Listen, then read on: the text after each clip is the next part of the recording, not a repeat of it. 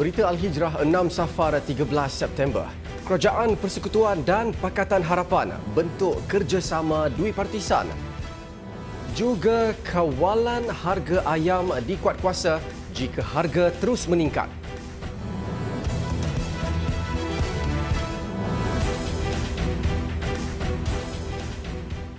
Bismillahirrahmanirrahim. Assalamualaikum warahmatullahi wabarakatuh. Berita Al-Hijrah malam ini bersama saya, Al-Muhsin Muhammad Nur. Kerjasama dui partisan antara Kerajaan Persekutuan dan Pakatan Harapan dibentuk hasil Memorandum Persefahaman Transformasi dan Kestabilan Politik yang dimeterai hari ini. Kerjasama itu juga selaras titah yang di-Pertuan Agong yang meminta semua pihak agar mengamalkan demokrasi bermusyawarah dalam mencari penyelesaian terhadap apa jua masalah demi mencapai matlamat Malaysia makmur, inklusif dan mampan. Memorandum Persefahaman Transformasi dan Kestabilan Politik yang dimaktub hari ini merangkumi pemerkasaan Pelan COVID-19, transformasi pentadbiran, pembaharuan parlimen, kebebasan institusi kehakiman, Perjanjian Malaysia MA 63 dan pembentukan jawatan kuasa pemandu. MOU yang terhasil dari beberapa siri perbincangan antara wakil kerajaan dan pembangkang sejak akhir bulan ditandatangani secara bersama oleh Datuk Seri Ismail Sabri dan Ketua Pembangkang Datuk Seri Anwar Ibrahim. Turut menandatangani MOU itu Setiausaha Agong DAP Lim Guan Eng, Presiden Parti Amanah Negara Amanah Muhammad Sabu dan Presiden Pertubuhan Kinabalu Progresif Bersatu UPKO Datuk Seri Panglima Wilfred Medias Tangau. Transformasi yang diperkenalkan kerajaan ini bukan sahaja mendorong kepada tadbir urus yang cemerlang dalam memerangi COVID-19 dan pemulihan ekonomi, bahkan memangkin iklim pelaburan yang kondusif sekaligus memacu pertumbuhan ekonomi yang kukuh demi kesejahteraan keluarga Malaysia. Kerajaan yakin memorandum persefahaman yang dizahirkan ini bukan sahaja berupaya mengenepikan segala perbezaan politik, bahkan mampu memastikan pemulihan negara berjalan secara holistik dan inklusif. Terdahulu yang di-Pertuan Agong dalam titah baginda sempena pembukaan mesyuarat pertama penggal keempat Parlimen ke-14 hari ini menyeru ahli Parlimen untuk mengembalikan fokus kepada usaha memerangi pandemik COVID-19 serta membawa kembali sinar kepada rakyat dan negara.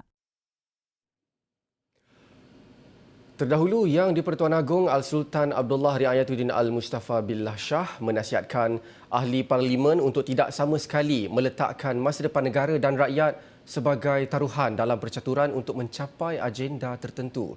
Baginda menyeru ahli Parlimen untuk mengembalikan fokus kepada usaha memerangi pandemik COVID-19 serta membawa kembali sinar kepada rakyat dan negara. Dari segamat ke kota tinggi, hajat mulanya ke Kuala Pahang. Kepada yang berhormat, ikhlaslah berbakti, tidaklah rakyat gusar dan bimbang. Kalau memandang langit yang tinggi, jangan lupa rumput di bawah. Bekerjalah yang berhormat sepenuh hati, mentabatkan negara kembali bermaruah.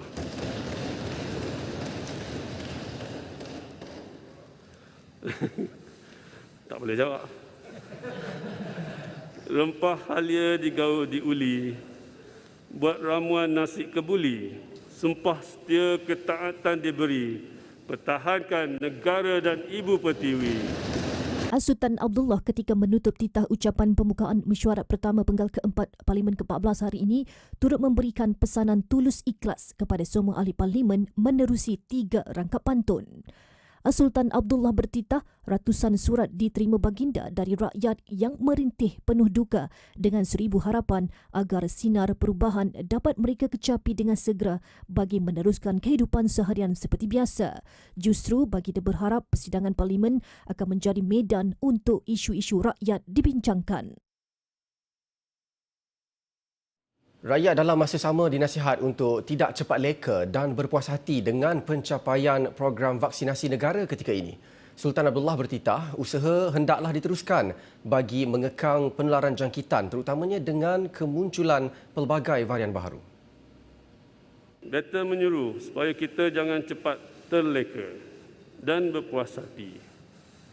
Usaha hendaklah diteruskan bagi mengekang penularan jangkitan terutamanya dengan kemunculan pelbagai varian baru. Kerajaan hendaklah terus berusaha untuk menurunkan kes jangkitan harian COVID-19 dan mencapai imuniti kelompok dengan seberapa segera. Baginda bertitah demikian pada pembukaan mesyuarat pertama penggal keempat Parlimen ke-14 hari ini. Baginda mengalu-alukan usaha kerajaan dalam memperkasa agenda Nasional Malaysia Sihat dalam mendidik keluarga Malaysia untuk hidup bersama virus COVID-19. Menerusi usaha itu, rakyat akan berasa yakin untuk menerima dan menyesuaikan diri dengan senario COVID-19 sebagai endemik yang bersifat kekal dan menjadi sebahagian daripada kehidupan kita. Titah baginda seluruh rakyat hendaklah sedar akan bahayanya virus tersebut, khususnya varian baharu dan juga kemungkinan munculnya pelbagai varian lain pada masa hadapan. Justru rakyat masih perlu untuk sentiasa menjaga kesihatan diri, mengambil langkah berjaga-jaga dan kekal berdisiplin, mematuhi prosedur operasi standard serta memastikan diri mereka divaksinasi. Polis sedang melengkapkan kertas siasatan berhubung tindakan memandu melawan arus sehingga menyebabkan 2 orang maut di lebuh raya persekutuan dalam kejadian awal pagi Ahad lalu. Ketua Polis Daerah Shah Alam, Assistant Commissioner Baharudin Mat Taib berkata saksi kejadian bersama 2 lagi rakannya telah tampil ke IPD Shah Alam pada jam 9 malam Ahad bagi membantu siasatan. Jelas Assistant Commissioner Mat Taib, siasatan lanjut berkaitan kejadian masih berjalan bagi melengkapkan kertas siasatan. Dalam kejadian awal pagi Ahad, 2 remaja maut apabila kereta Proton Wira Aerobag dinaiki mereka dirempuh sebuah kenderaan pacuan 4 roda jenis Mitsubishi Triton yang dipandu melawan arus di 8.5 km lebuh raya persekutuan. Pacuan 4 roda itu dilapor dipandu oleh lelaki berusia 24 tahun. Mangsa maut ialah pemandu Nur Afika Abdul Karim 18 tahun dan penumpang Muhammad Hafiz Syamir Zul Asri 19 tahun, keduanya berasal dari Kelang. Mereka dilapor meninggal dunia selepas mengalami kecederaan parah akibat tersepit di bahagian hadapan. Susulan audio dan video seorang lelaki yang mendakwa dia dipaksa mendapatkan rawatan ke ICU Hospital Pulau Pinang yang tular sejak semalam. Pengarah Jabatan Kesihatan Pulau Pinang, Dr. Ma'aruf Sudin menjelaskan tindakan memasukkan pesakit berkenaan ke ICU dibuat selepas berlaku penurunan tahap oksigen dalam darah yang sangat membimbangkan. Keadaannya juga dilapor kritikal dan keadaan itu hanya dapat distabilkan menggunakan mesin bantuan pernafasan. Dalam video yang tular itu, pesakit itu meminta dirinya dibebaskan dan dibawa keluar dari hospital kerana mengatakan dirinya sihat. Turut dilancarkan tanda pagar "Bebaskan Effendi". Sebelum itu, pihak hospital menjelaskan berulang kali kepada ahli keluarga dan pesakit sendiri mengenai risiko yang boleh membahayakan kepada tubuh dan nyawa pesakit jika tidak membenarkan pihak hospital memberikan rawatan terbabit. Bagaimanapun, pesakit tidak bersetuju dengan rawatan disyorkan dan memohon dia dibenarkan pulang atas risiko sendiri. Namun pihak hospital masih menempatkan pesakit di ICU untuk pemantauan walaupun pesakit enggan menerima rawatan terapi oksigen dan alat bantuan pernafasan memandangkan keadaannya masih kritikal serta berisiko menyebarkan pesakit COVID-19 kepada individu lain jika dibenarkan pulang. Dr. Ma'ruf berkata pihak hospital juga menafikan pesakit tidak diberi makanan ketika di ICU, malah memaklumkan makanan berbentuk cecair seperti susu diberi bagi memudahkan proses penghadaman dan mengelakkan komplikasi. Kementerian Perdagangan Dalam Negeri dan Hal Ehwal Pengguna KPDN HEP akan melaksanakan kawalan harga ayam jika ia terus meningkat di luar harga munasabah atau terdapat kartel memanipulasi harga di semua peringkat rantaian. Menterinya Datuk Seri Alexander Nantalinggi berkata pihaknya dalam masa sama turut mengambil pendekatan baharu bagi mengatasi masalah kenaikan harga ayam di pasaran. KPDN HEP akan mengeluarkan surat pemberitahuan kepada peniaga pada peringkat borong dan runcit bagi mengadakan libat urus bersama pengeluar serta penternak ayam di lokasi dan lokaliti berlaku kenaikan harga. Pendekatan itu bagi membolehkan peniaga menyimak harga barang dan kos belian bagi mendapatkan margin untung yang lebih munasabah. Katanya langkah itu juga dapat memberi peringatan kepada peniaga ayam supaya tidak menaikkan harga di mana-mana peringkat rantaian pengedaran dengan sewenang-wenangnya. Datuk Seri Alexander berkata jika terdapat peniaga yang gagal memberi kerjasama dalam menjayakan pendekatan baharu itu, tindakan tegas akan diambil termasuk mengenakan kompaun maksimum dan tindakan undang-undang di mahkamah. Beliau berkata pihaknya akan mengadakan perbincangan secara berterusan dengan Kementerian Pertanian dan Industri Makanan MAFI bagi memastikan harga dedak ayam yang diimport, harga baka ayam dan harga anak ayam dapat diminimumkan dan terurus.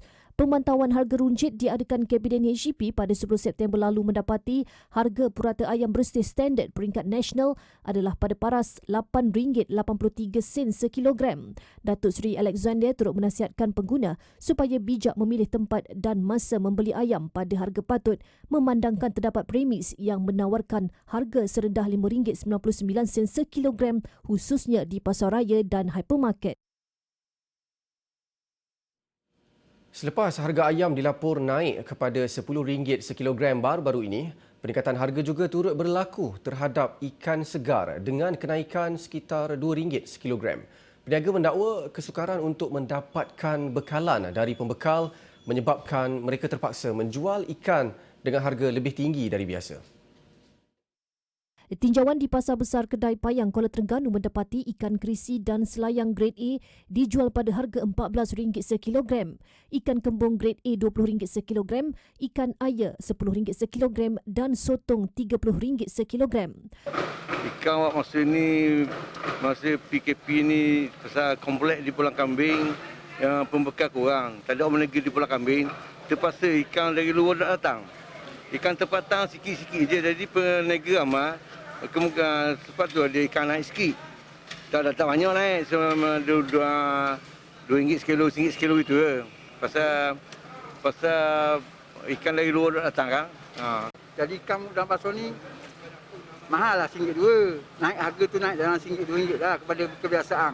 Naik mana kalau biasa jual kembung 12 jadi 14, 13 gitu je lah. Mana sejak pada ni lah, sejak pada air ni sebelum pada tu pun naik dah sebab musim ni ikan kurang sikit, kampung payah. Sementara itu, pengguna yang ditemui, Kamariah Muhammad Nur berkata kenaikan harga barang basah itu sekaligus menyebabkan harga barang lain juga meningkat. Naik RM2 atas kilo ikan. Sayur, ikan selayang terlampau tinggi, 18, 16 kilo. Ayam pun naik sampai RM9 sekilo. Kita sebagai pengguna ni minta pihak-pihak tertentu tu turun pantaulah harga-harga dia. Peniaga mendakwa kenaikan harga itu juga dipengaruhi penutupan Kompleks Lembaga Kemajuan Ikan Malaysia LKIM Pulau Kambing sejak Selasa susulan penularan wabak COVID-19 di lokasi berkenaan. Notis perintah penutupan premis daripada Kementerian Kesihatan itu bagi membolehkan kerja-kerja sanitasi dijalankan.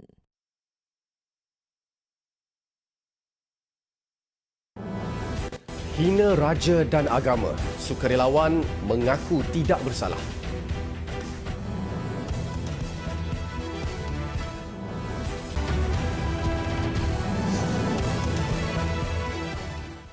Alhamdulillah bertemu lagi.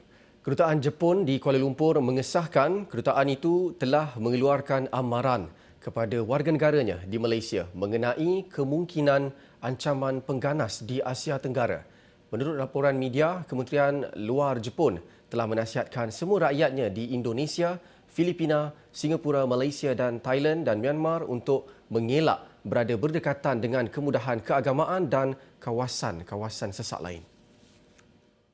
Memetik laporan bernama, seorang pegawai dari kedutaan ketika dihubungi berkata nasihat itu dikeluarkan pagi Isnin kepada semua warga Jepun yang berada di Malaysia. Tanpa mengulas lanjut, pegawai itu berkata buat masa ini terdapat kira-kira 31,000 warga Jepun tinggal di Malaysia. Amaran itu memetik laporan perisikan dan kemungkinan terdapat serangan ke atas rumah ibadat dan tempat perhimpunan besar-besaran di rantau ini. Sementara itu, Polis Diraja Malaysia dalam satu kenyataan lewat petang tadi memberi jaminan bahawa keselamatan dan ketenteraman awam negara adalah terkawal. Ketua Polis Negara Datuk Seri Akril Sani Abdullah Sani berkata, PDRM setakat ini tidak menerima atau mengesan sebarang maklumat mengenai apa-apa bentuk ancaman keselamatan. Justru orang ramai diminta tidak gusar dan tidak membuat sebarang spekulasi. PDRM katanya sentiasa memastikan keselamatan negara kekal berada pada tahap selamat. Pemantauan juga akan ditingkat bagi memastikan kesejahteraan masyarakat Tindakan tegas juga akan diambil terhadap mana-mana pihak yang cuba mengganggu gugat ketenteraman awam dan keharmonian di negara ini. Gara-gara membuat hantaran jelik dengan menghina institusi raja dan agama Islam di Facebook, seorang sukarelawan NGO Rumah Ibadat dihadapkan ke Mahkamah Session Air Keruh hari ini. Tertuduh Prajiv Lionel Proctor, 39 tahun, bagaimanapun mengaku tidak bersalah. Sejurus pertuduhan terhadapnya dibacakan oleh jurubahasa di hadapan Hakim Nariman Badruddin. Mengikut pertuduhan, tertuduh menerusi profil Facebook Lionel Proctor miliknya didakwa secara sedar membuat hantaran komunikasi jelik dan dibaca oleh laman profil Facebook Bantal Busuk pada 29 Disember 2019 kira-kira jam 1 petang. Justru tertuduh yang belum berkahwin didakwa mengikut Seksyen 233-1-A Akta Komunikasi dan Multimedia 1998 Akta 588. Terdahulu, prosiding yang dikendalikan Timbalan Pendakwa Raya N. Siva Shanggari mencadangkan jaminan RM15,000 memandangkan penghinaan yang dilakukan adalah serius. Tertuduh yang diwakili Peguam Tan Chow Teng bagaimanapun merayu jumlah itu dikurangkan sehingga RM3,000. Berikutan tertuduh tiada pendapatan selain menghidap penyakit kanser thyroid, Attention Deficit Hyperactivity Disorder ADHD dan Obsessive Compulsive Disorder OCD yang memerlukan rawatan 2 kali sebulan. Hakim Nariman pada penghakimannya kemudian membenarkan tertuduh diikat jamin RM5,000 dan menetapkan 17 Januari depan sebagai tarikh sebutan semula kes serta serahan dokumen. Tindakan seorang pendawai elektrik yang menjadi pengedar dadah mengundang padah apabila dia ditahan polis ketika berhenti di rumahnya di Changlun kira-kira jam 11 pagi Jumaat lalu. Lelaki berusia 42 tahun itu dilapor baru mengambil bekalan dari sempadan Thailand dan tidak sempat menyerahkan dadah berkenaan kepada transporter untuk diedarkan ke selatan tanah air. Ketua Polis Kedah Datuk Kamaruzaman Mahmat berkata peperiksaan di dalam but belakang kereta dipandu suspek menemui satu beg galas mengandungi 40 ketulan mampat yang dibaluti pita pelekat lutsina serta kertas minyak dipercayai heroin base dengan berat dianggarkan 15,023.75 gram. Turut ditemui satu paket plastik ungu mengandungi 110 biji pil warna dan 4 biji pil hijau yang kesemuanya bertulis WY, anggaran berat lebih kurang 12 gram. Dan nilai rampasan dadah ini bernilai 1.4 juta dan boleh digunakan oleh, jika terlepas ke pasaran, boleh digunakan oleh hampir 900,000 orang penagih dadah. Dan selepas itu pihak JSJN Narkotik IPK Kedah juga telah terus membuat tindakan susulan telah menahan seorang lelaki tempatan, warga tempatan iaitu merupakan pemandu lori di kawasan Bukit Kayu Hitam dan berumur 37 tahun. Beliau berkata demikian pada sidang media di Ibu Pejabat Polis Kontingen IPK Kedah hari ini.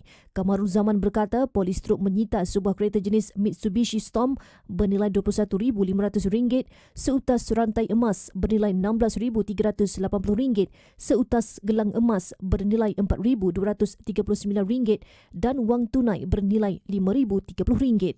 Hasil ujian air kencing mendapati kedua-dua suspek positif dadah jenis metafetamin. Kes disiasat mengikut Seksyen 39B Akta Dadah Berbahaya 1952.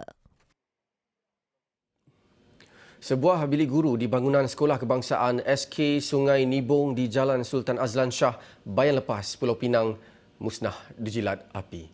Bagaimanapun, tiada mangsa dilapor terlibat dalam kejadian kira-kira jam 1.50 tengah hari tadi.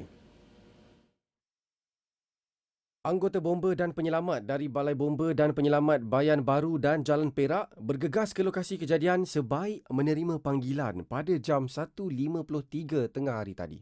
Menurut Pegawai Operasi PBK2, Ruzaidi Ibrahim, sebaik tiba di lokasi, anggota bomba mendapati api sedang marak di bilik berkenaan. Kebakaran melibatkan sebuah bilik guru berkeluasan 20 x 30 persegi dan bilik berkenaan musnah 30%. Punca kebakaran dan kerugian masih dalam siasatan namun tidak menolak kemungkinan kebakaran berlaku akibat litar pintas.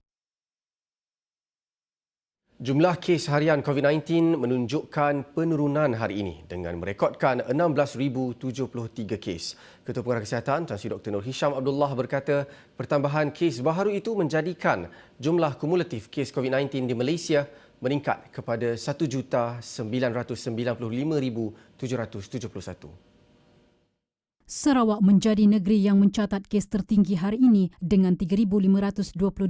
6 lagi negeri yang mencatatkan kes 4 angka ialah Johor dengan 2,030 kes, Selangor 1,947, Sabah 1,649, Pulau Pinang 1,243, Kedah 1,191, Kelantan 1,070 dan Perak 1,011. Dr. Nur Hisham memaklumkan setakat 5 petang semalam penggunaan katil COVID-19 unit rawatan rapi ICU ialah 83%, manakala penggunaan katil COVID-19 bukan ICU 75%. Sementara itu, kadar vaksinasi populasi dewasa yang menerima sekurang-kurangnya 1 dos setakat semalam ialah 91.3%, manakala 73.4% telah lengkap 2 dos vaksin.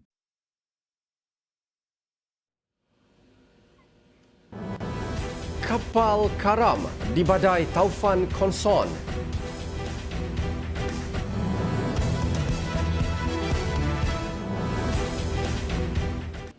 Alhamdulillah bertemu lagi. Ketegangan Israel dan Palestin yang memuncak sejak seminggu lalu susulan 6 tahanan Palestin yang berjaya lari dari penjara Israel masih belum reda. Hari ini beberapa serangan roket dilancarkan Israel ke Gaza. Israel mendakwa serangan itu sebagai tindak balas terhadap roket yang dilancarkan Palestin ke negara haram mereka. Roket yang dilancarkan dari Palestin ke Israel sejak Jumaat itu dilapur sebagai tanda protes terhadap penahanan semula 4 tahanan yang berjaya meloloskan diri dari penjara. Israel dalam pada itu memaklumkan serangan udara yang dilancarkan mereka menyasarkan lokasi milik Hamas. Setakat berita ini ditulis, tiada laporan mengenai mangsa yang terkorban. Berita 6 tahanan Palestin lolos dari penjara Israel yang ketat minggu lalu menggemparkan dunia. Israel yang malu dengan kejadian itu kemudian menggerakkan usaha menjejak kembali semula tahanan termasuk menahan ahli keluarga mereka. Pesawat Pakistan International Airlines PIA yang membawa beberapa penumpang menjadi penerbangan komersial antarabangsa pertama yang mendarat sejak Taliban mengambil alih kuasa di Afghanistan 15 Ogos lalu. Syarikat penerbangan itu berminat untuk meneruskan perkhidmatan komersial biasa, namun kekerapan penerbangan antara dua ibu negara itu belum ditentukan. Seorang wartawan AFP dalam penerbangan dari Islamabad berkata hanya terdapat sekitar 10 orang dalam pesawat dan kemungkinan kebanyakan daripada mereka ialah kaki tangan syarikat penerbangan terbabit daripada penumpang. Lapangan terbang Kabul mengalami kerosakan teruk ketika perpindahan lebih 120,000 orang termasuk pasukan Amerika Syarikat AS pada 30 Ogos. Taliban telah berusaha untuk menghidupkan semula operasi lapangan terbang itu dengan bantuan teknikal dari Qatar dan negara lain. Semalam, polis Afghanistan kembali bekerja di pusat pemeriksaan lapangan terbang Kabul selepas dipanggil komandan Taliban. Taliban menyatakan bahawa mereka telah memberikan pengampunan umum kepada semua orang yang bekerja untuk bekas pemerintah termasuk tentera, polis dan cabang keselamatan lain. 5 nelayan di perairan Vietnam berdepan detik cemas apabila kapal yang mereka naiki karam akibat ribut taufan Konson. Tindakan pantas pengawal pantai Vietnam yang berada di lokasi kejadian berjaya menyelamatkan kesemua mereka. Ketika pihak berkuasa tiba, hampir separuh kapal nelayan tersebut telah dinaiki air dengan keadaan ombak yang bergelora. Nelayan yang terbabit dilihat berdiri di hadapan kapal dan berpaut pada tali. Pihak berkuasa kemudian menghampiri kapal tersebut dan menyelamatkan kesemua mangsa. Rawatan susulan kemudian diberikan kepada mangsa. Hujan lebat akibat taufan Konson telah mengorbankan sekurang-kurangnya 1 nyawa. Kira-kira 31 rumah rosak akibat ribut dan lebih 2,000 ekar kawasan banjir. 500,000 askar telah diletakkan dalam keadaan siap sedia oleh kerajaan Vietnam untuk membantu mangsa ribut taufan Konson. 1.7 juta penduduk Auckland terpaksa berkurung di rumah dalam tempoh seminggu lagi selepas bandar terbesar di New Zealand itu melanjutkan lagi sekatan sehingga 21 September. Tindakan itu diambil Perdana Menterinya Jacinda Ardern berikutan terdapat penularan COVID-19 membabitkan varian Delta. Jacinda Ardern berkata terdapat beberapa kes misteri yang tidak dapat dikaitkan dengan kluster sedia ada dan penemuan kes itu didapati hasil pengawasan dan saringan komuniti. Pihak berkuasa hari ini mengesan 33 lagi kes baharu berkaitan varian Delta sekaligus menjadi kes tertinggi berbanding sebelum ini yang hanya merekodkan sekitar 20 hingga 23 kes. Ketika ini, Auckland diletakkan pada fasa keempat lockdown sebelum beralih kepada fasa ketiga sejurus tempoh sekatan ini ditamatkan. Bagaimanapun, pada fasa ketiga, pejabat sekolah dan lokasi tumpuan awam kekal ditutup. Sementara itu, arahan duduk di rumah ditamatkan di luar Auckland minggu lalu. New Zealand melaksanakan perintah sekatan pada 17 Ogos apabila kes pertama varian Delta dikesan dan setakat ini 955 kes dilaporkan dengan kebanyakannya dari Auckland. Laporan itu tadi mengakhiri berita Al-Hijrah malam ini. Dengan itu, sekian berita Al-Hijrah. Saya Al-Muhsin Muhammad Noor. Terima kasih kerana menonton. Assalamualaikum warahmatullahi wabarakatuh dan selamat malam.